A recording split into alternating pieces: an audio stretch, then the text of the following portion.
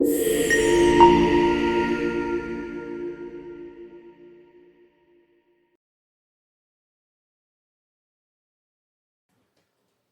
I was trying to find a screen to do video editing on because I currently use an Alienware 15-inch.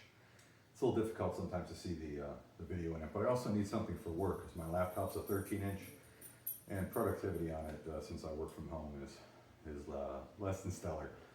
So I wanted a larger monitor. I was really looking at the ultra-wide screens and trying to find something that suits my needs. And I was looking really at the Odyssey G9, the 49-inch monitor, and there's some good discounts on Samsung this weekend, so I was thinking of picking it up from there.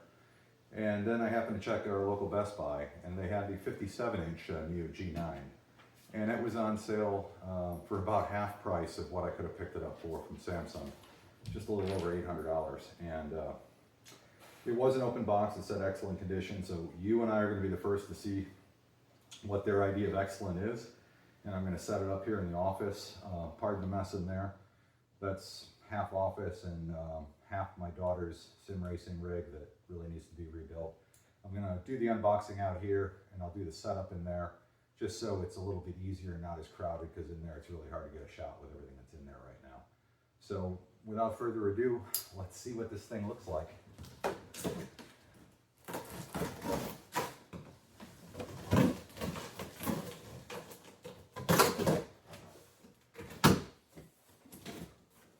Seems the dogs want to be in here and have a look too. So I'm trying not to cut myself.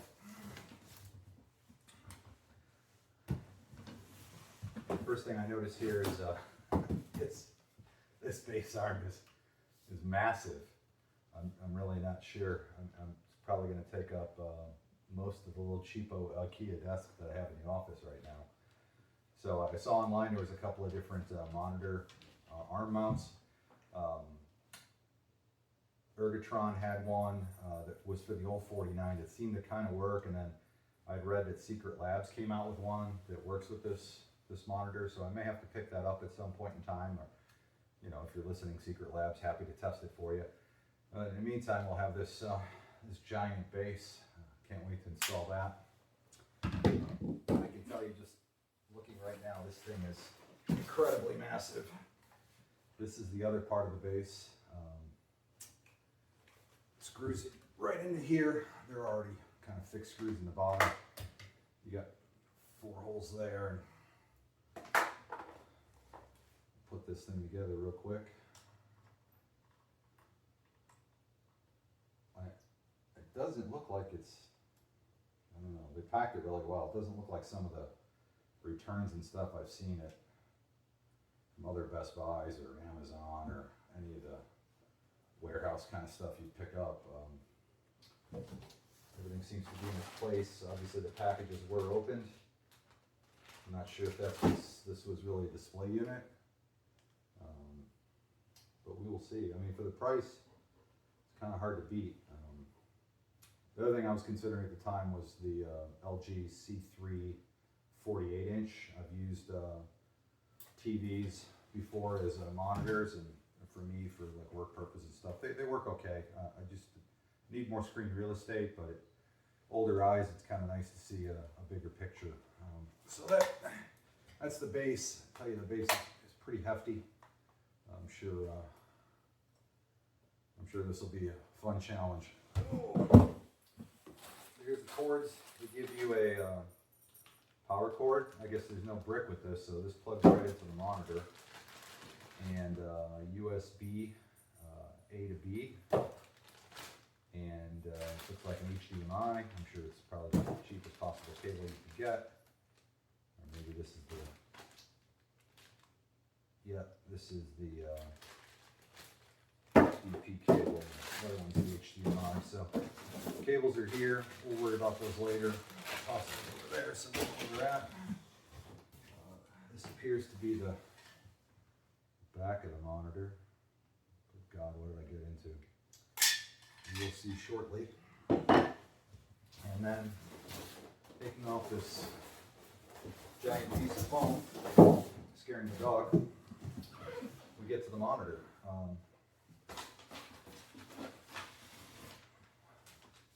This thing is massive.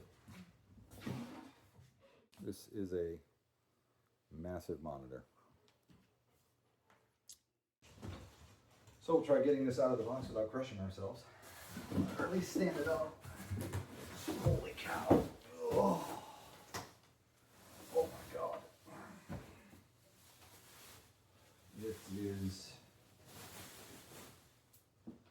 just got shocked. It is one giant monitor. I think the thing that this one seems to be missing, maybe, is the this bottom plate back here. Maybe that's why it's cheaper. Kind of fine with me. That's to the wall. I'll show you what that looks like back there. Maybe it's hidden down here below, but this area is where the power goes. You have your HDMI and your display port. Actually, 2 HDMIs, 3 HDMIs, a display port. You have 2 USBs. I'll give you a closer look at this, and then the USB-As. One of these USBs is used for firmware updating. Kind of odd. You know, we're in 2024, and you got to plug a little USB stick in and update firmware. Hopefully that doesn't have to happen too long. See a lot of fingerprints on it. So maybe this was a display model for a while. We'll see. Seems to still have some plastic on it. They haven't pulled off yet. Give me another look at the screen on this side. That's going to be one massive screen. So it took a lot of sweat to finally get this thing together. One thing I will suggest, a longer screwdriver, because there's not a lot of clearance. And if you have anything that bumps up against here, it's going to be impossible to line the screws up. They are captive screws, but they will come out if you back them out. I ended up backing them out just so I can make sure I had the holes aligned, and then I could drive it in. This one on the top side over here took a little bit more force to get in there, but it is what it is. It's all in. Seems sturdy. There's a trim ring that goes around it. It's got some feet on it, and it snaps right in. This is the light ring around the back. I heard it's pretty dim. You'll see shortly, I guess. So I'm going to go ahead and hook up the cables before I drag this into the office, and then I'll move that camera angle and give you a better idea. So the power cable is on this side. And then this first HDMI is labeled 120, and the other two aren't. So this one is limited. These two aren't. There's your display port, 2 USBs. This one is the one that has the servicing. So this would be the one that you use with a USB stick to do any firmware upgrades. And then these two are the other USBs, and then finally the last one. And looking all over, it's not in the box, so I think for trading $800 worth of additional cost, what I ended up losing was this bottom back panel. Not really torn up about it. I can live with that. It's going to be against the wall anyway. So I'm going to finish wiring this up, and then I'm going to bring it into the office and set it up, and we'll see how it goes. Got it all wired, mostly wired up. Get the rest once I have it up here. This thing is a beast to handle. I can see it's going to take up most of the desk. I have to clean this thing off somewhat. It's amazing.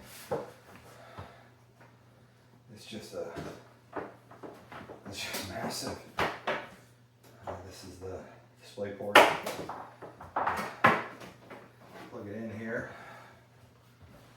Back, and this will be the this will plug it in. And then this one will be HDMI. So give me a minute. I'm going to clean this thing off. It has a lot of handprints on it. Kind of distracts. I mean, that's all the way to the wall, and it's sticking out. I'll get a tape measure and I'll show you. So all the way against the wall, the legs are out just a little over 16 inches, 16 and a quarter. Now I don't have it straight.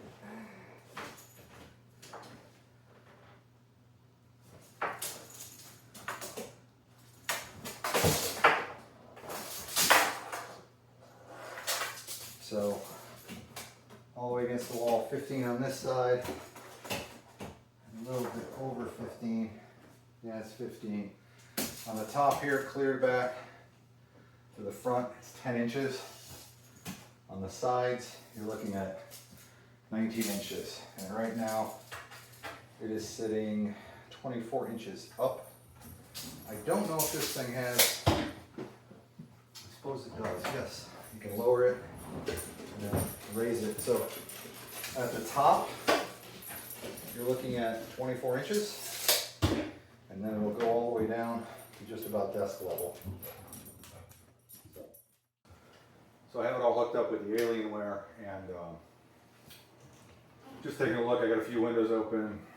Got well, too many browser windows open over there. I got my 3D printer stuff for the Bamboo Labs over here.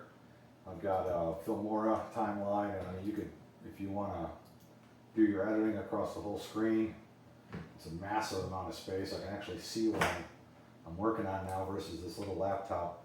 And it's not little, it's a 15-inch, but it's not enough space. Discord over here. I mean, there's suppose I can open my mail.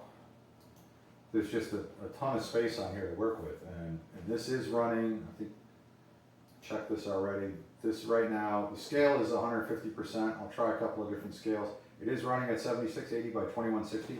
This Alienware is running a 3080 in it, along with an i7. I think I have 64 megs of memory in it.